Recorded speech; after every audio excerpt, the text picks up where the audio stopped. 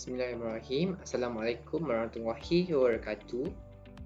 Saya sebagai salah seorang ahli kumpulan ketujuh iaitu kumpulan Alif Zal yang telah menerima tajuk untuk penghasilan produk kami tugasan kedua, tajuk pembentukan keluarga Muslim.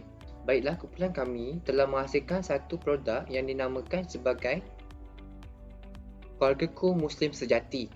Baiklah, saya memperkenalkan dulu ahli kumpulan saya. Yang pertama adalah diri saya sendiri, Nur Azman Rizal bin Mu'jizan. Kedua, Rozairi Hakim bin Rosli. Dan yang ketiga, Muhammad Alif Nakiuddin bin Nazli.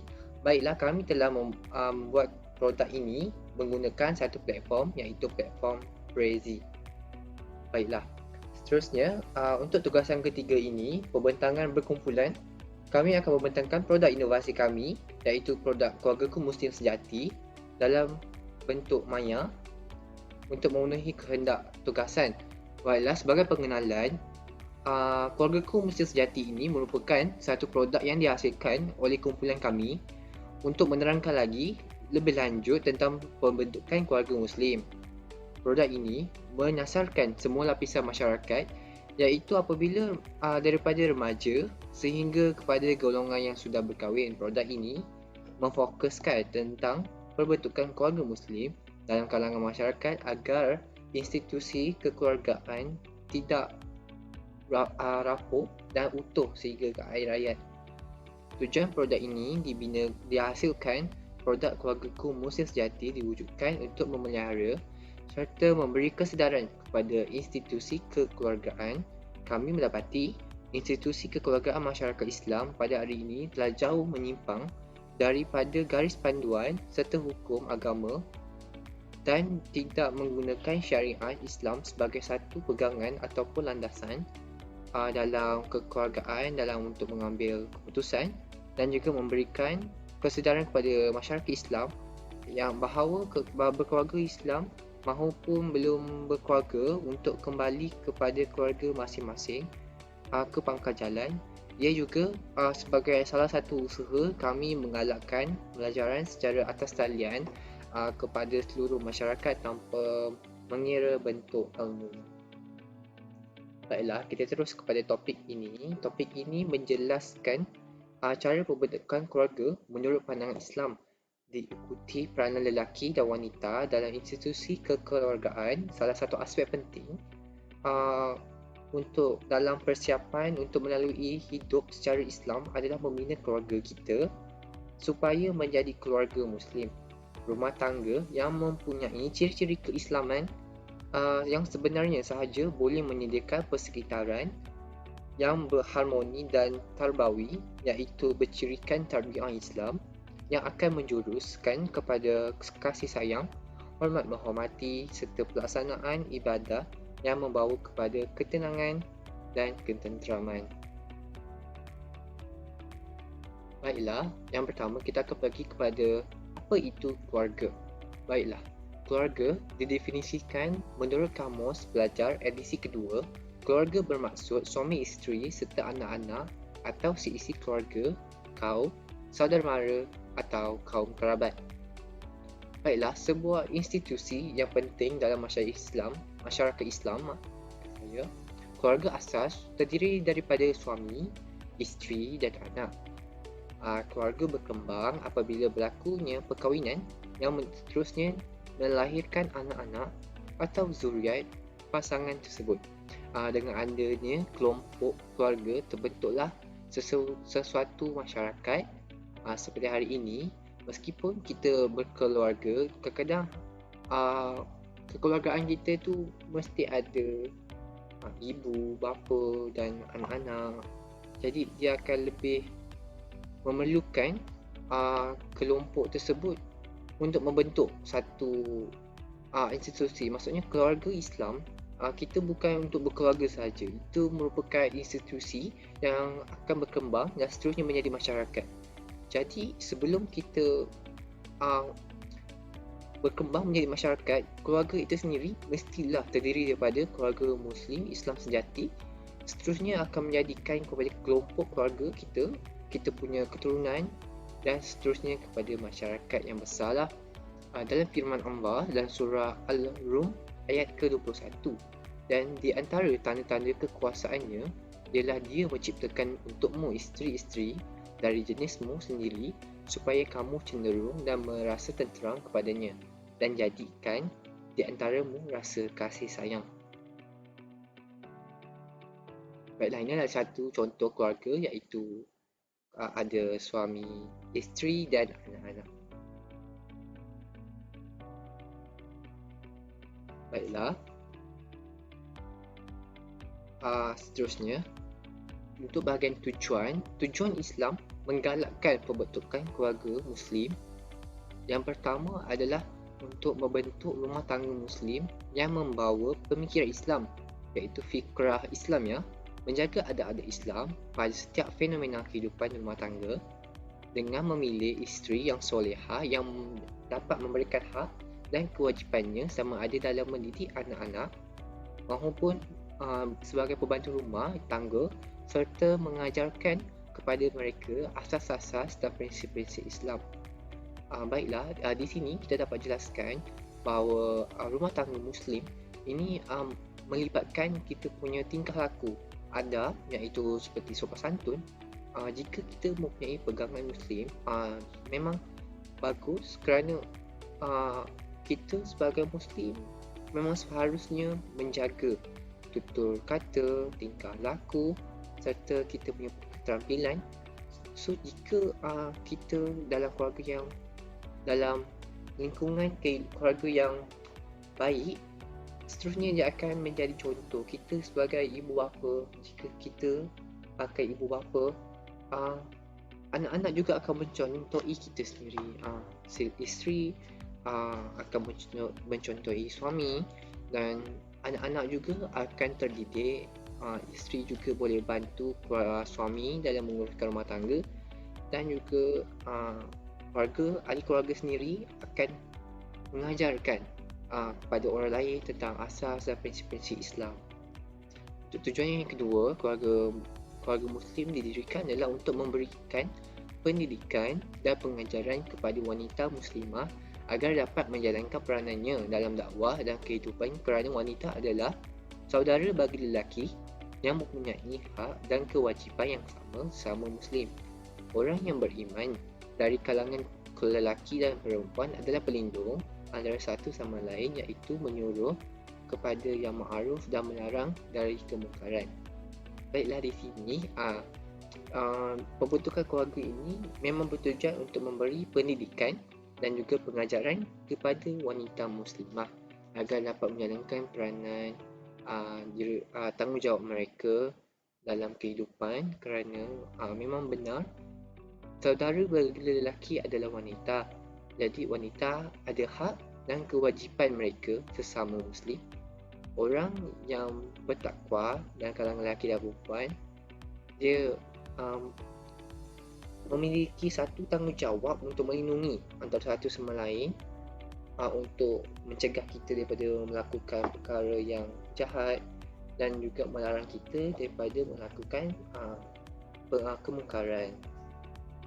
Baiklah, tujuan yang ketiga adalah untuk kita berusaha mengetahui dan memahami masalah dan penentangan yang dihadapi oleh individu, keluarga, masyarakat Muslim serta mengetahui solusinya. Baiklah, untuk kita pembentukan keluarga Muslim ini sendiri, kita dapat mengetahui dan mengetahui masalah yang dihadapi oleh orang lain maupun kita sedang mara, saudara tetangga.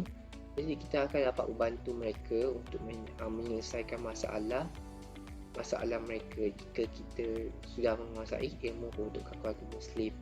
Kadang-kadang kita dapat lihat jenis tetangga kita ada yang mempunyai masalah seperti isteri bergaduh dengan suami tak faham isteri. So jika mereka mempunyai masalah, kita boleh membantu mereka. Jika tertubuhnya kelab kejiranan, kelab taman, kita boleh sertai kelab itu untuk membantu mereka yang memerlukan dan menyelesaikan masalah ini dengan baik. Barulah, kerana kita tidak sebagai dalam kekeluargaan ni, kita tidak mahu yang institusi kekeluargaan ni akan berakhir dengan perceraian, kerana ini akan memberikan kesan buruk kepada anak-anak dan mencalarkan imej Islam sebagai sebuah keluarga, sebagai imej Islam yang dipandang tinggi dan dianuti oleh ramai orang. Seterusnya, tujuan yang keempat, perhatian terhadap masa anak-anak dan peringkat perkembangannya serta mendidik atas dasar Islam dan kemajuan teknologi moden yang tidak bertentangan dengan ruh Islam dan ajarannya. Okay, dalam pembentukan keluarga Muslim, kita sentiasa memberikan perhatian kepada anak-anak seperti seperti yang saya kata tadi, ibu bapa menjadi role model ataupun anak-anak punya mentor. So anak-anak, jika kita melakukan perwatakan dan mempunyai kepribadian yang bagus, anak-anak juga akan mencontohi itu dan seterusnya dia akan maruah keluarga kita akan terjaga dan institusi keluarga kita akan bertahan lama. Baiklah, seterusnya itu saja apa yang saya bersimpukan dalam persembahan tadi, keluarga dan tujuan. Produk ini kami memang gunakan platform atas talian Prezi kerana Prezi ini merupakan satu platform yang mudah untuk diakses, tidak perlu membuat akaun dan sesuai untuk semua lapisan masyarakat, tiada unsur-unsur yang negatif di sini. Oleh itu saya menggalakkanlah semua untuk mempelajari menggunakan platform ini untuk membuat pendedahan kepada semua masyarakat.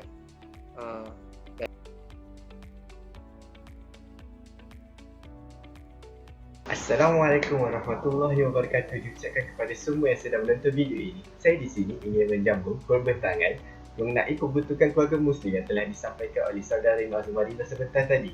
Okey, saya di sini ingin menerangkan pembentukan keluarga Muslim dari aspek tujuannya dan juga aspek yang perlu dipentingkan sebelum pembentukan sebuah keluarga. Okey, mari kita lihat dari sudut tujuannya. Okey, tujuan terbahagi kepada 4 tujuan dalam Islam menggalakkan pembentukan sebuah keluarga Muslim. Okey, tujuan yang pertama ialah untuk membentuk rumah tangga Muslim yang membawa pemikiran Islam, iaitu fikrah Islamiah, dan juga menjaga adat-adat Islam pada setiap fenomena kehidupan rumah tangga dengan memilih isteri yang solehah dan dapat memberikan hak dan kewajipan sama ada dalam mendidik anak maupun membantu rumah tangga serta mengajarkan kepada mereka asas-asas dan prinsip-prinsip Islam.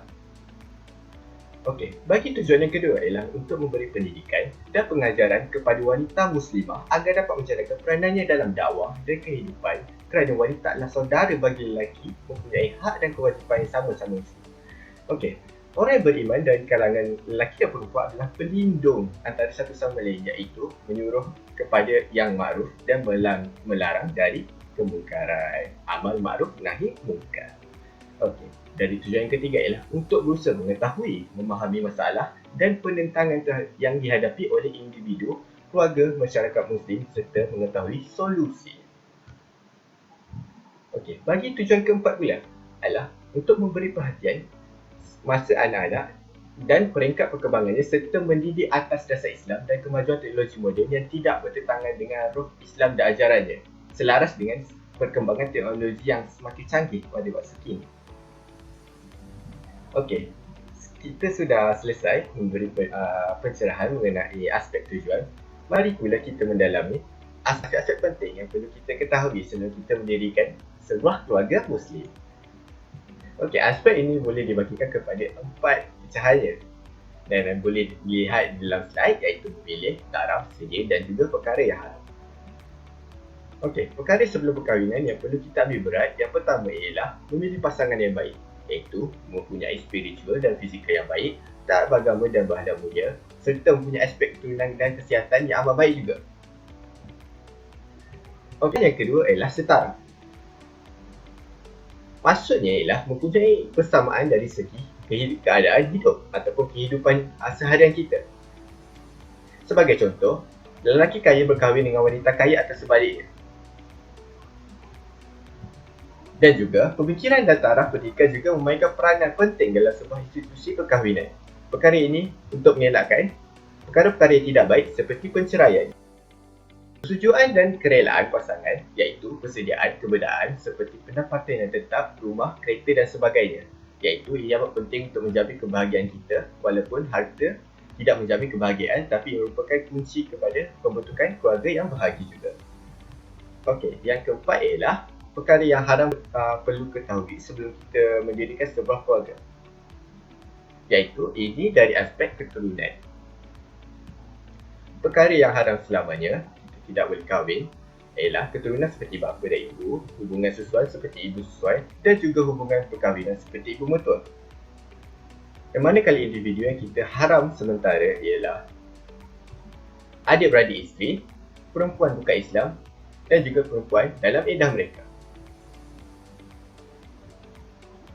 Sekian sahaja daripada saya. Akan sambung pembentangannya oleh saudara Rozairi Hakim.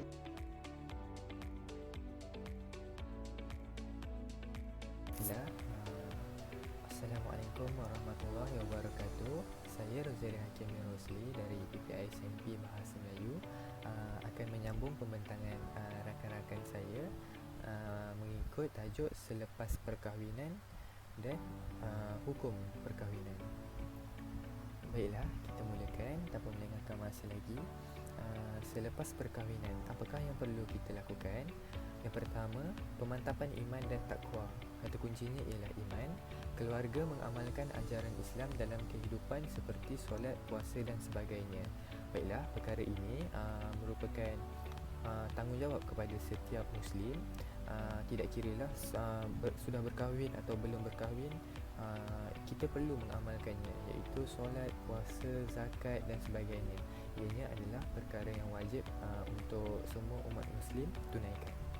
Seterusnya merupakan kasih, membentuk suasana kasih mengasihi dan berkasih sayang, seperti hormat menghormati antara suami isteri dan anak-anak. Hormat merupakan satu kunci kepada keharmonian dalam rumah tangga. Ianya merupakan satu yang dituntut supaya keadaan keluarga itu kekal harmoni. Contohnya, anak perlulah hormat kepada ibu bapa kerana ibu bapa telah banyak berjasa kepada mereka. Ini menunjukkan satu nilai yang baik dan akan memberikan keharmonian dalam keluarga, dalam sesebuah keluarga itu. Seterusnya ialah menjalankan segala amanah dan tanggungjawab. Kata kuncinya ialah amanah. Misalnya, suami memberikan nafkah kepada keluarga dan isteri menjaga urusan rumah tangga. Tanggungjawab ini perlulah kita ambil tahu sebelum kita berkahwin lagi sebenarnya, untuk mengetahui kita punya skop tanggungjawab kita di mana, apa yang perlu kita lakukan untuk menjadi suami yang terbaik, menjadi isteri yang terbaik. Contohnya, suami perlulah bekerja dengan keras, memberikan nafkah, tidak kiralah daripada nafkah zahir atau nafkah batin dan sebagainya. Manakala isteri pula perlulah menguruskan hal-hal rumah tangga, seperti yang ibu-ibu kita lakukan, iaitu kemas rumah, basuh baju, masak dan sebagainya. Tetapi tanggungjawab ini kita boleh ringankan dengan saling bantu-membantu. Contohnya, suami membantu isteri mengerjakan urusan rumah tangga, isteri pula bekerja untuk saling memberi nafkah antara satu sama lain, membantu suami untuk mencari nafkah dan sebagainya. Seterusnya, dalam mendidik dan membentuk keluarga berakhlak mulia. Kata kuncinya ialah mendidik. Ibu bapa menerapkan nilai-nilai murni dan berakhlak mulia kepada anak-anak. Okey, apakah kepentingan untuk mendidik anak-anak supaya mempunyai nilai murni dan berakhlak mulia? Ianya banyak kebaikannya yang boleh kita lihat. Contohnya, apabila mereka besar, mereka akan menjaga kita kembali sebab mereka mempunyai nilai murni. Kalau kita tak didik mereka seperti menghormati orang tua dan sebagainya, mereka akan bertindak kurang ajar dan sebagainya. Contohnya, itu baru di dunia, tetapi ianya juga terdapat di akhirat.